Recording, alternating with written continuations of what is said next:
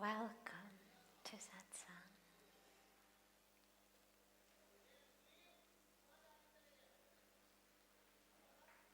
What a joy to celebrate the new year together.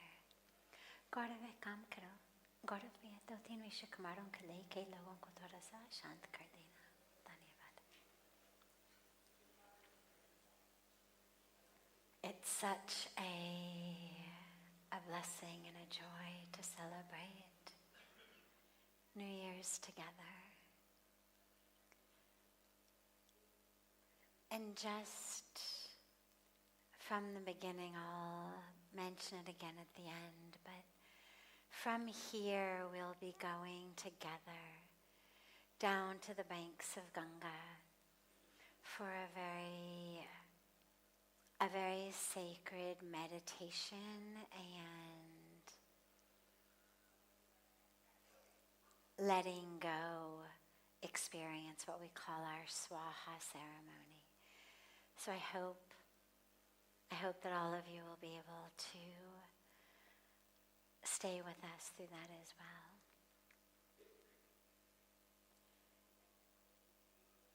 So beginning with one of the questions that's come from our family joining us from all over the world, our internet-based online family, then we'll open it up to any questions that anyone here might have.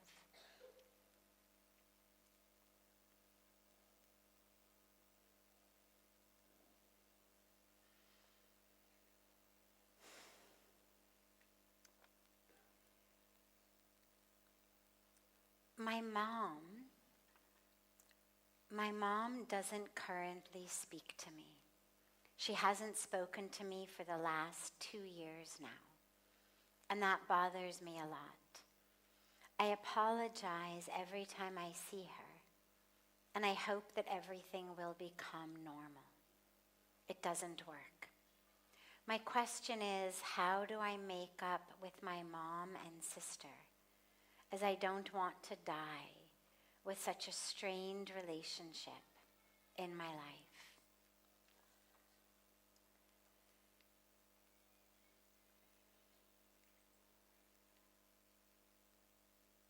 There's so many things that cause chasms, rifts, troubles in relationship. And every once in a while, one of the people in a relationship will decide that they don't want to be in it anymore.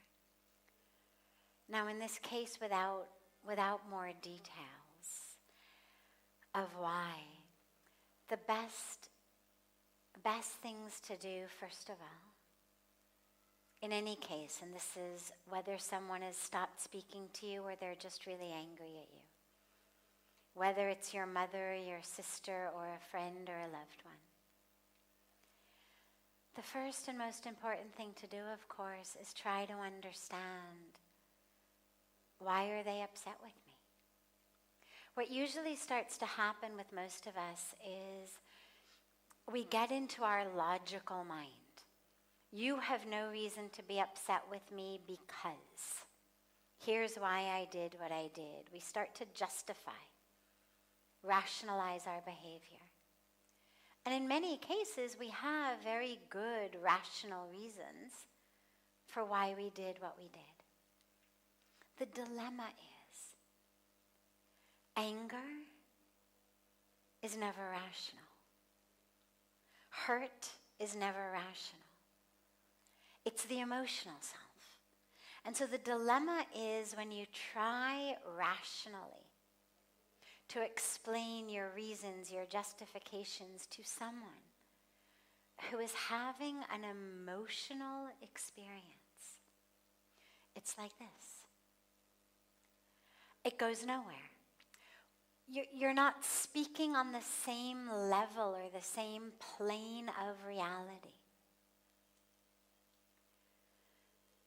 You feel like they don't understand my reasons, they're still mad, forget it, hell with you, we won't talk. They feel like you don't understand their pain. And you're having this existence of complete disconnection. And so the first and most important thing to do is to just stop and to see, can you understand? Not rationally, not intellectually, not logically, but can your emotional, feeling human heart connect with their emotional, feeling human heart? It may not make any sense. It may have absolutely no logic in it whatsoever, but can you connect with it anyway? Can you be in that person's pain with them?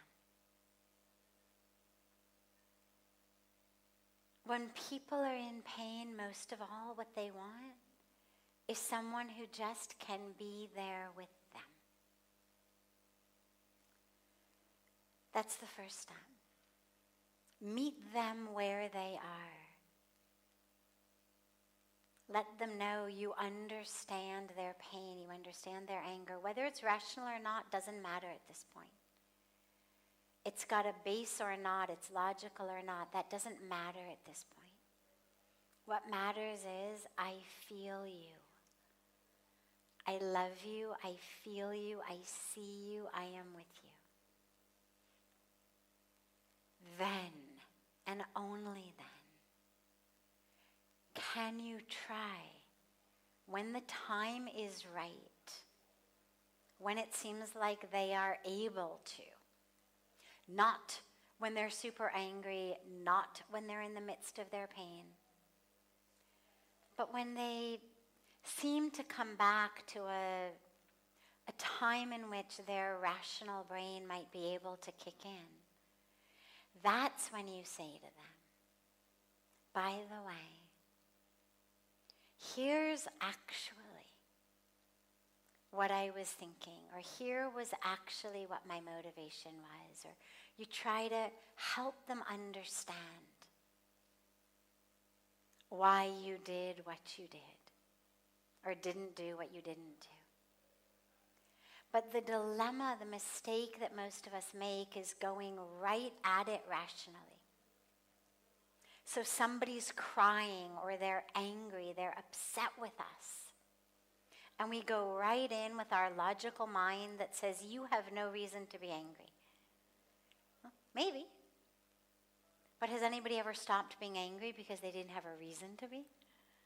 I mean, think back to when you were angry, with the fact that there wasn't actually a good reason to be angry. Does it make you any less angry? When you're sad, does someone trying to explain to you that there's no reason to be sad make it better? Of course not. All it does is then make you feel stupid along with feeling sad. But you're still sad. And so, in order to bridge the chasm, the gap between you and your mom, in this case, or you and anyone, whoever you're having that sort of situation with, only the heart can bridge the gap. Logic doesn't bridge gaps. The heart does. So come at it with the heart.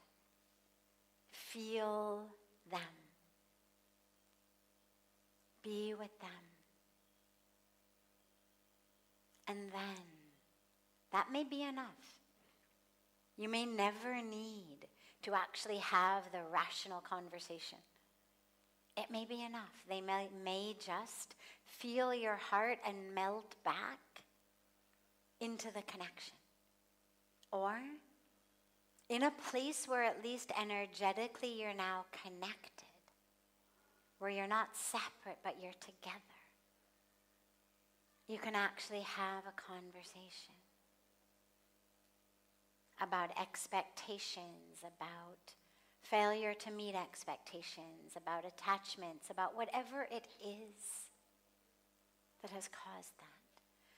So this questioner signed it anonymous, but advice to you would be, begin with your sister.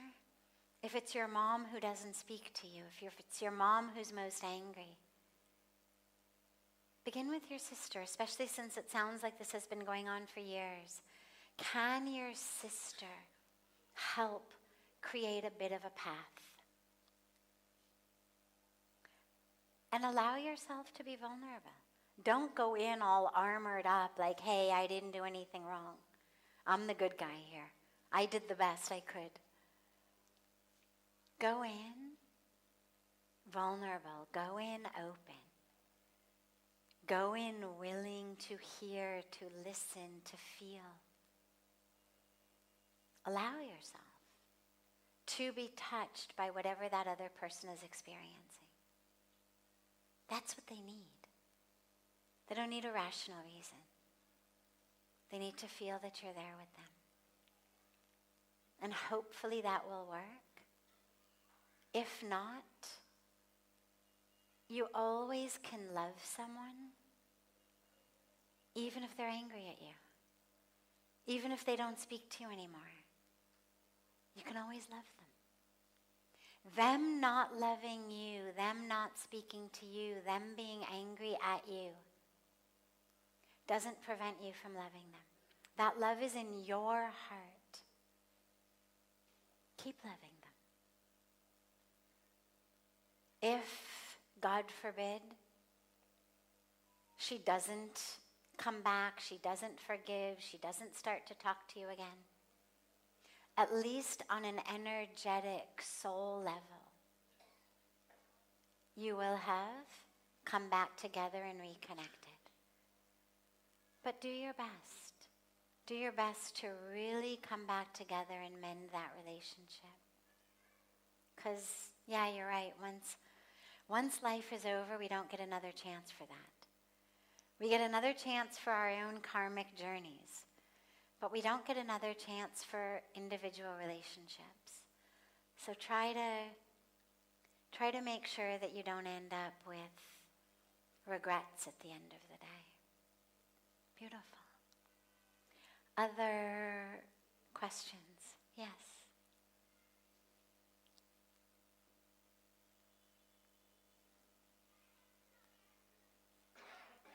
If you have a question, come up close to the mic. It'll just save us time after him of having to wait for people to walk up to the mic.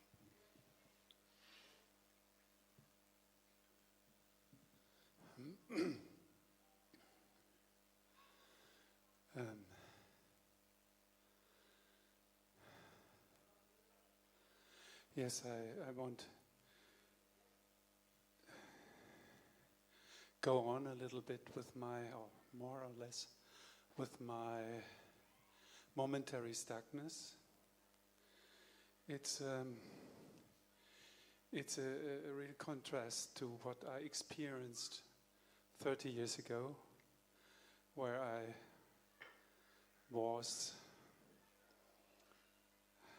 experienced my light and my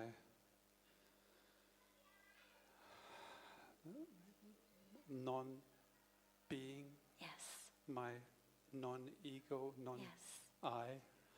And it was a great time, but I don't want to bath in this time, you know.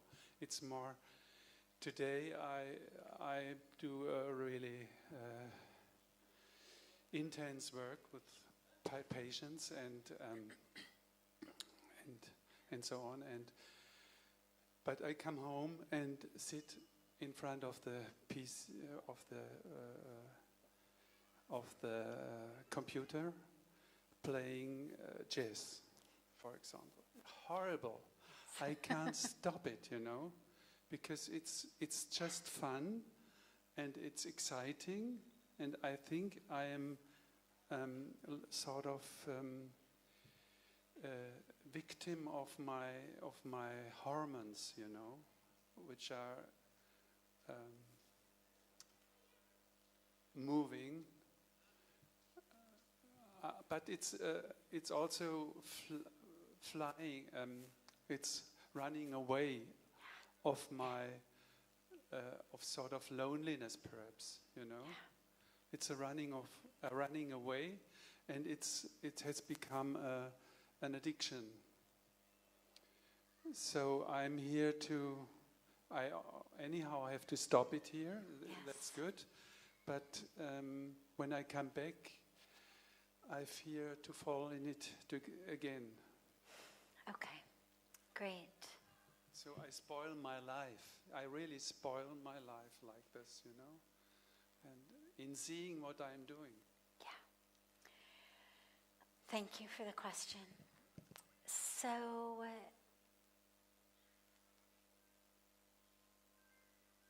going through a difficult time at this point, having had beautiful times in the past, beautiful spiritual times in the past, times of openness, times of light now, more troubled and dark times, but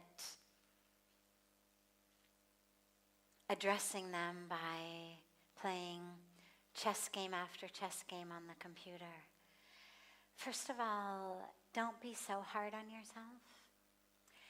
The urge to distract ourselves is absolutely common. It's something that almost all of us have, especially when we're going through difficult times. The urge to turn off from the pain and to do something that just keeps the mind busy, whether you're binge watching TV shows, whether you're scrolling Facebook or Instagram. I would say at least playing chess is activating the brain on some level beyond aimlessly scrolling Instagram. It's not alcohol or drugs. So yes, we'll address it, and yes, you do need to stop. But see if you can find a bit of compassion for yourself and an understanding of the self's urge to distract, and a little bit of appreciation for the fact that it hasn't turned to alcohol or drugs or pornography. That kind of the worst thing that you do to yourself is play endless chess on your computer. So if you can find a bit of love and compassion for yourself that has chosen probably the least harmful of all of the possible ways that we distract ourselves from inner pain, from loneliness. But yeah, it needs to be stopped because you are wasting the moments of your life, as we do when we turn off, when we distract. Part of it, of course, is we're driven to distraction these days by the way that our devices and our computers run. They don't have your best interest at heart. They are geared and programmed to make you keep doing what you've been doing. So even if you say, okay, I'm not going to scroll Instagram tonight or Facebook tonight or Twitter tonight, somehow the machine, the device, has its way of luring you, sort of seducing you into it. And this is where we acknowledge it and we need to take control over it. So there's the spiritual and psychological aspect of really introspecting. What is it I'm running from? You're a deeply spiritual man. You've had very deep spiritual experiences. I'd say, yeah, loneliness is probably absolutely one piece of it. But I think there's probably even more. I think there's sadness. I think there's probably fear of what if I don't get that feeling again? What if I never have that experience of light again? So I think there's probably a lot of elements that you're running from. What I would do if I were you, because you do have a powerful and deep spiritual practice, is delete the games from your computer. Just remove it from your computer. You can also set up all kinds of things on your phone, on your computer, that'll kick you off the internet at a certain time. That'll only allow you a certain number of minutes a day on the internet. And you can't even get back on the internet or do anything. Set them up. Use them. Use whatever you need to use to prevent yourself from becoming kind of a slave to that. But then, use your power of meditation, your power of introspection, your power of contemplation, as the urge is there to play chess, or to scroll Facebook, or scroll Instagram, or have a beer, or have a chocolate cake, or whatever your thing may be.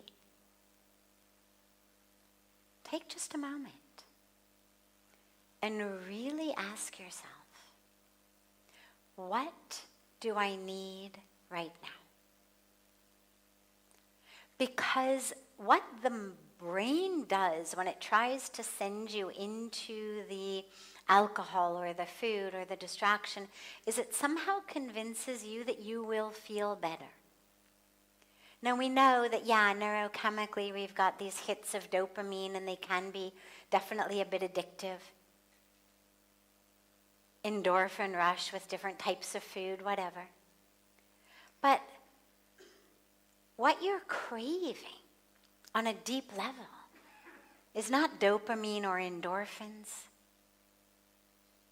What you're craving is connection. What you're craving is meaning in life. What you're craving is deep fulfillment. But don't believe me just because I'm saying it. Ask yourself in every one of those moments, what am I really looking for right now? And sometimes, honestly, all we're looking for is a break for the brain. You've been engaged in kind of intense work for several hours. And sometimes the brain literally just needs a break. Sure, scrolling Facebook is one way to give the brain a break, but taking a walk is a much better way. You'll feel better afterwards. Brain needs a break, no problem. Give it the break. Is it tired? Give it a rest. Have a nap. Call someone you love. Listen to nice music. But ask yourself in each moment, what is it actually I want right now?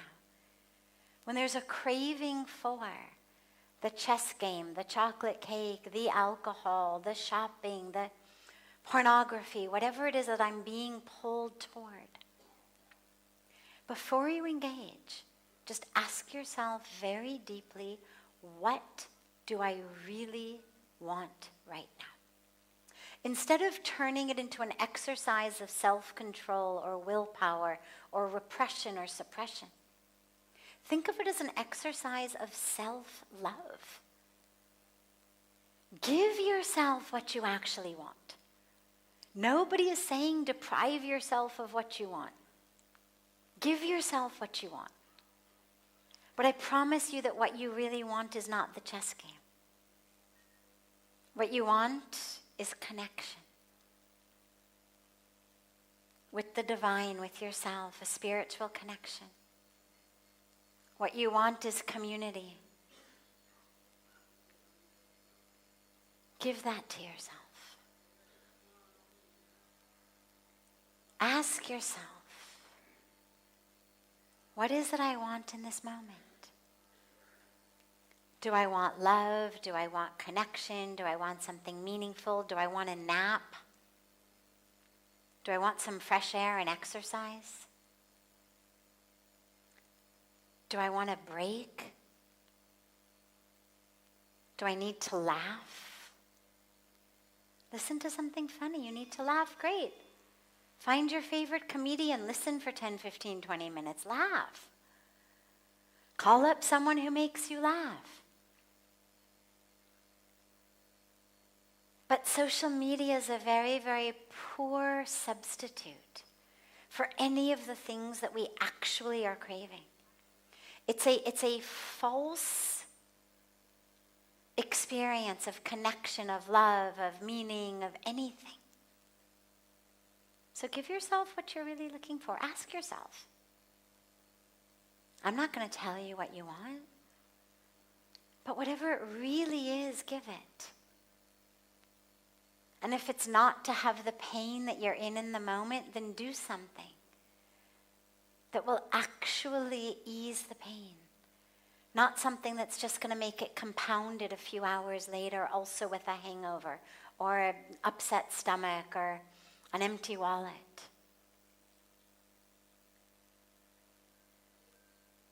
Moving beyond these things is not about self-denial. It's actually about self-love. It's about giving yourself exactly what you want. But don't sell yourself short. Give yourself the real thing, not the cheap substitute. So if what you want is a game of chess, great. Find a partner, play chess. Sit in the park, play chess. Join a chess club. Meet people who play chess. Nothing wrong with chess. Just stop playing it with yourself on your computer every day. Let it give you what you're actually looking for,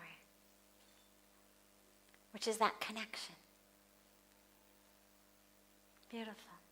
Thank you. Yes.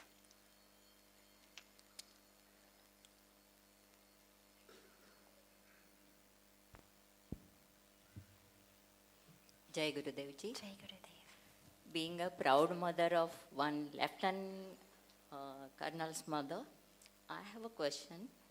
I have seen so many officers, even Jawans, they have उनके किसी के हाथ पैर on border armoured corps में tank के ऊपर होने से उनके hearing loss हो गए. Some of them भूंज में जब उनका रेंजेस होती है बॉम्बिंग के लिए, तो वो रेंज के पहले बॉम्ब फट गया. So the 21 years old boy has lost his no more legs. Legs. 3 operations उनके हुए पूना में. He was just as normal as young boy and he was not ready to take anybody's help. And कुछ भी होने से वो family से inform नहीं करते हैं. They bear themselves. Yes. But my question is कि सच में उनके अगर डेड बॉडी आती है तो अमर रहे ऐसे बोलते हैं, और सच में उनके कार्मिक अकाउंट में ये रहता है या पूर्वग्रह संचित कुछ होता है? भारत माता के लिए, देश सेवा के लिए वो जाते हैं.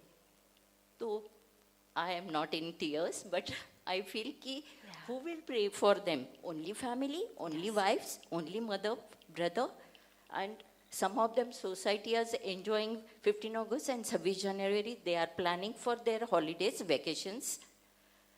But who will pray for them? It's only responsibility of families. And what is the solution for that? Who will pay for them or pray for them? Pray for Pray them. for them. And is there उनको मोक्ष मिलता है देश सेवा के लिए? Okay. So she's speaking about, as the mother of someone who served in the army, protecting the borders. She was talking about all of the young people who go off in war to protect the country, and how they lose legs, arms, hearing, so much. But they bear it all themselves, and they don't want to turn to the families for help or support. They want to just bear it and be strong and not need anything. So she's asking, A, like, why does this happen? Is it karmic? Will they get moksha, liberation, if they give up their lives for the country? And that connection to the family. So there's a lot of pieces here.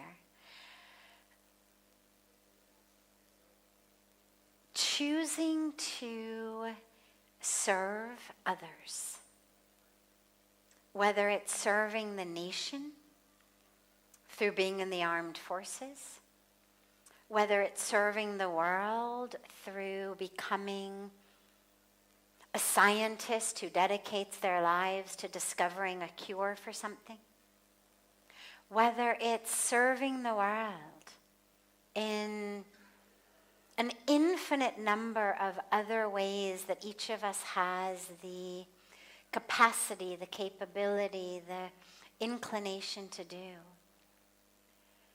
is a very, very powerful and very beautiful decision. It's the marking of an advanced soul, you could say, who recognizes that this incarnation is not about getting more, having more, acquiring more, achieving more for themselves. Most people are very focused on just myself. You know, one of the things we say here all the time that Puja Swamiji taught me almost 30 years ago was not to ask what for me, but to ask what through me. And that the world that I had come from and the world that so many of us are in, kind of the natural question that most of us have is, what for me? Mere liye kya? Mujhko kya milega? What am I going to get out of this situation? But actually, spiritually, the question to ask is, what through me?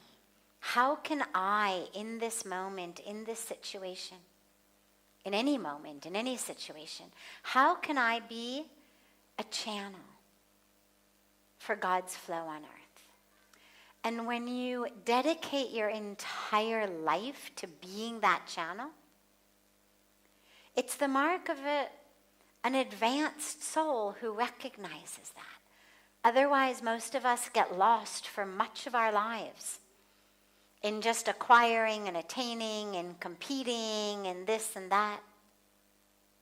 So those who have decided to use their lives, in this case as you've given as members of the armed forces protecting our borders, it's a beautiful decision. It's a decision that's all about what through me, how can I, even if it means I give up my life, how can I be an instrument of protection?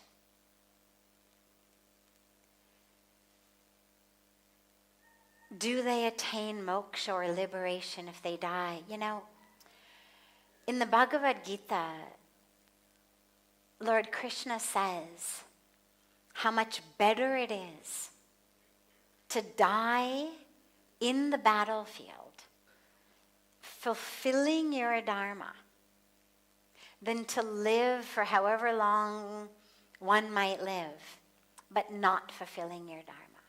Now, of course, he's speaking metaphorically. Yes, it takes place in an actual battlefield, but the teachings of the Gita are not meant to send us all into battle. They're meant to help us understand the battle of our own minds, the battle of our own lives, the battle of the divine energy within us, the light versus the darkness in us. So dying in the midst of fulfilling your dharma is absolutely the best way to give up the body. Is he definitely going to attain moksha? I don't know. It's going to depend upon so much.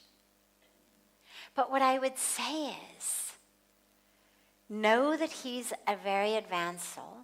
That's why he's made this choice. Know that They're dying in the midst of fulfilling their dharma. Therefore, they're progressing on that beautiful path. And the freer and freer that we get from the games of the mind, the more and the more that this life itself becomes moksha, becomes freedom.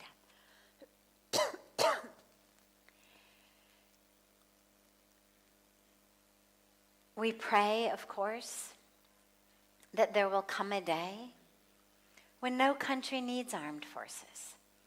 I mean, the fact that anywhere children have to go off and risk their lives to protect borders is a tragedy in and of itself. The fact that we live in a world in which people are always trying to invade and take and grab and harm, well, that's not something that we should ever just accept as status quo. Yeah, okay, no problem. People will always try to grab and harm, therefore we will always need armies. Each of us, even if we don't actually become a member of the armed forces, if our dharma is different, each of us needs to be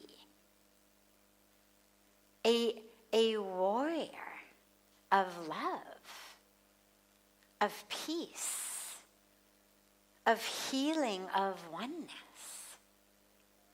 Yes, tragically at the moment, we still need young people standing on borders. But the only way that that's going to end, it's not going to end because of them killing each other. It's going to end when the rest of us actually become warriors of peace, warriors of love, when the rest of us finally say, enough. Enough violence, enough war, enough separation, enough othering. Let us really finally realize that we are one.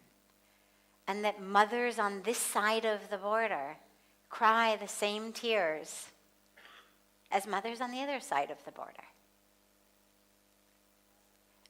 That's what we need to realize.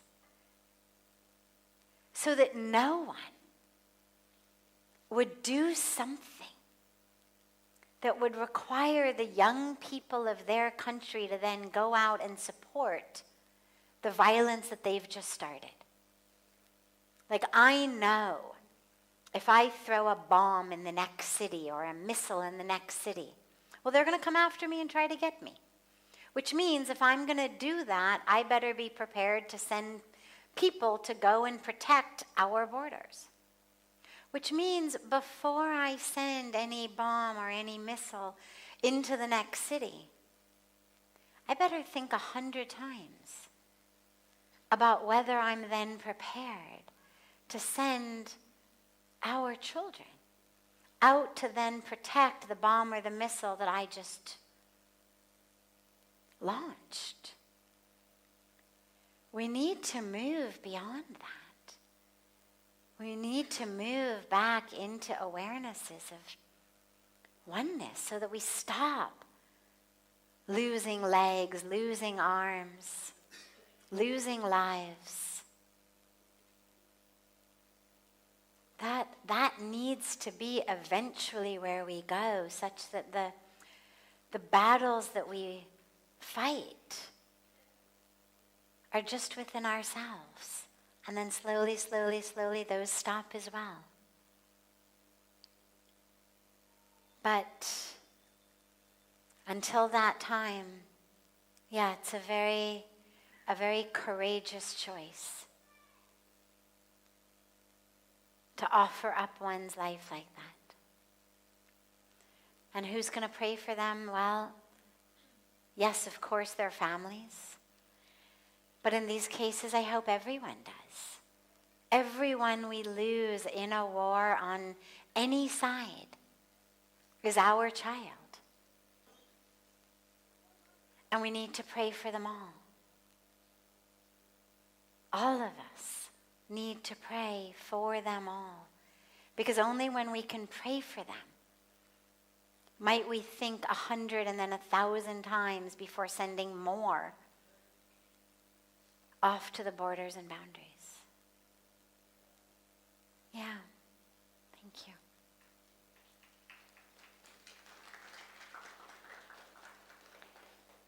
So, yeah, one more question. Satyji. Jai Shri Krishna. It doesn't actually work like that. That's why they keep it on the stand. Yeah. That's okay. Jai Shri Krishna. Jai Shri Krishna.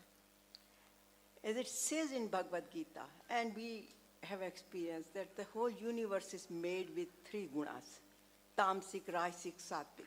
In other words, 3 conscious levels. And so sometimes we operate at different conscious level, depending on the situations. And this whole world is being operated that way, because that's how the Prakriti is made with.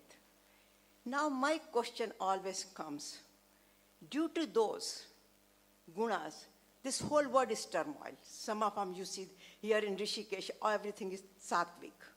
When I go to the corporate world, everything is rajasic.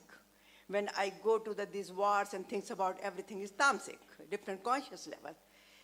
So God has made us with body, mind, and intellect. And of course with ego and soul and all that. Why did my question is, why did not God made everything sattvic? Everything love and peace and anandam, and having all this, so then we do not have a turmoil. Because when I think about my life, I think about it, and I do a lot of practice, everything. Then I think, end of the day, I got this negative thought, this happened, and I did which I should have not done. And then I sit back and I say, wait. Sometimes I get discouraged and I say, God, why can't you just make me so liberated that I'm not affected with anything, and I never say anything, or never say, I don't try to say anything, but I don't even think negatively. So I ask the question to God, why can't you just make the whole world as if so loving, peaceful? Why did you create all these gunas and just negativity? Because that's a part of us. Yeah. So why can't you just make only thing just parts, everything sattvic, loving, caring, whatever is our Atma is all about, whatever God is all about, why can't He makes all of us like Him? Well, if you were running for creator of the universe, I would vote for you.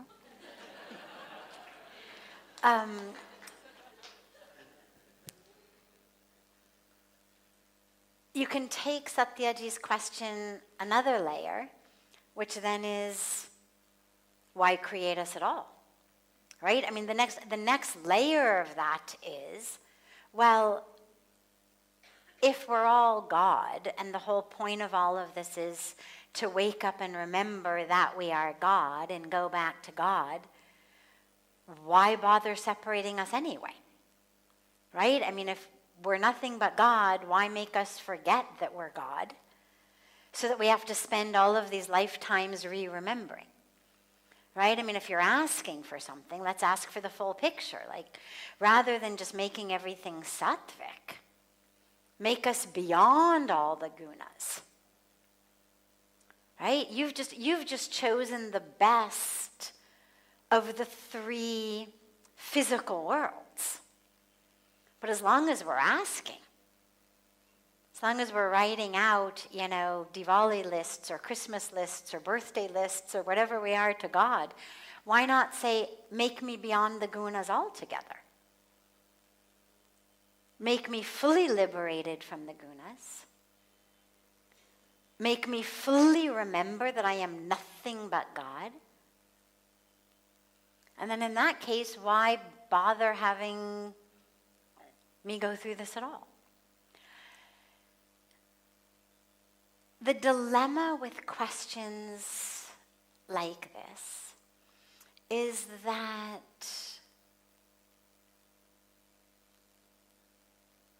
the only answers that we've been given are scriptural answers, answers from the enlightened masters. And what the answers for all of that is about in 2 minutes, because then we have to go to the Ganga. So volumes and volumes and volumes of scripture, and even more volumes of commentary and philosophy on the scripture. In 2 minutes, the bottom line is, there was nothing but God. There is still nothing but God. However, out of God's self, God created the universe, and created the universe in such a way that we would forget that we were God. And therefore, our journeys of lifetime after lifetime after lifetime would be all about remembering and reuniting. Why? Valid question. Why? Well, we use the word lila to describe it. That's the Sanskrit word, which literally means the divine play, the divine drama. Like God has created this beautiful stage upon which we are playing out our roles. Why? Again, valid question. Why? The only explanation I've ever heard that felt right inside of me goes like this. To becoming one is a very powerful and very beautiful experience. Now think about it. Think about your marriage, or think about your relationship. Whatever the most powerful, important, intimate, deep relationship that you have is. Now, do you ever find yourself sometimes, for seemingly no reason whatsoever, stirring up trouble? Just kind of creating conflict to create a little bit of kind of drama, right? It's something that almost all of us do. And if you said no or you weren't aware, dig deeper. You may be someone who doesn't. Chances are it's not that. Dig deep. It's something that almost all of us do, especially in long-term. I don't mean if you've just been, with someone for 3 weeks, but in long-term relationships, it's something a lot of us do. We just periodically, and more when we're younger, of course, but we just periodically kind of create a conflict in order. Why? Because making up feels so good. Now, it's not that you're consciously doing it. It's not that you're saying, I know today I'm going to pick a fight because then we'll get to make up tomorrow. It happens on the subconscious and unconscious level. You feel bored. Things feel kind of stagnant. Yeah, they're good, no problems, but, same old, same old. And so, subconsciously, unconsciously, you instigate a little something. Right? You pick a little fight, you get upset about something, and you allow it to escalate and escalate to the point where when you're fighting, if you asked each person, what actually are you guys fighting about? Nobody knows. Why do we do that? Because coming back together, making up, feels really good. And you always feel closer in the hours after you've made up after a fight than in the hours before the fight even started. It's just something about human nature. And so the only explanation that I've ever heard of that made sense to me for why this whole thing is because God wanted to have the experience of two becoming one. Therefore, out of Godness created the universe. Buried within us the awareness that we were never separate, that we have always been one, that we are still one. Made us think that we are two, such that we would work on coming back. And ultimately in that moment of divine connection, call it God realization, call it samadhi, call it moksha, call it nirvana. It feels so good. And that is the only explanation I've ever heard of that makes sense for why bother? Why create the whole creation? Why fill it with these gunas? Why make it struggle? Because in that struggle, in that conflict, ultimately, eventually, that creation is going to come back. And two will become one. So I can't guarantee you that's the reason until God takes me into personal confidence and says, shh, I'll tell you. Until that happens, it's the only explanation that to me inside feels like, yeah, I could see that. I could see that. Because this does, on so many levels, in so many ways, feel just like a divine play. A divine coming back together. A divine re-emergence. So yeah, the gunas are there. Enjoy them, dance in them. And just remember, you're going back to God. Beautiful. So let us all together from here head down to the banks of Ganga for our sacred letting go swaha ceremony. And then dinner will be after that, after the swaha ceremony. And quickly, just again to announce on a logistic level, tomorrow morning, 9 a.m., we invite you to join us again back on the banks of Ganga for a beautiful New Year's morning yagna. Beautiful, beautiful, beautiful evening, and Happy New Year to all of you.